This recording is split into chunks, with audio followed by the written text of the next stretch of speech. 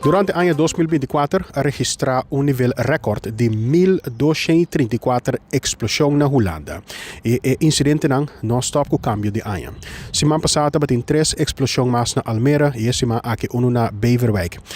E explosionen anche nota accidente. Dat trata anche di attacchi nang dirigi, pero nota terrorismo. Dat trata per gran mayoría reglamento di cuenta.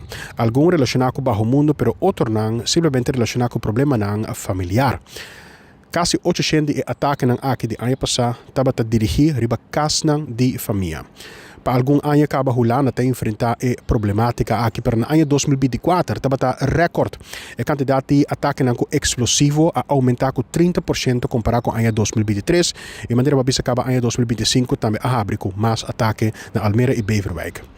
Maioria di explosionen da den ciudad grande. Rotterdam tá na primeiro lugar, seguido pa Amsterdam, Den Haag e Utrecht.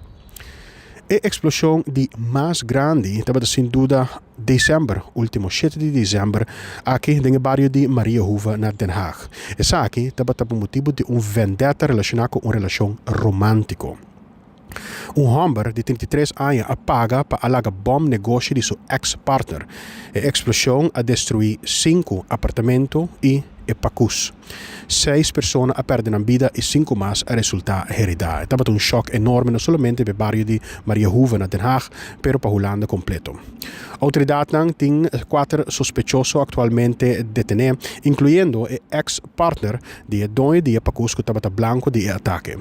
Durante o ano 2024, há mais de 500 detenções relacionadas com ataque com explosivo no país. Vários de casos ainda estão em processo.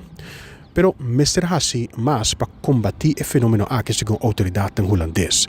Pese o governo holandês que vem com mais restrição e controle para certo tipo de explosivo, primordialmente certo tipo de clapche peligroso.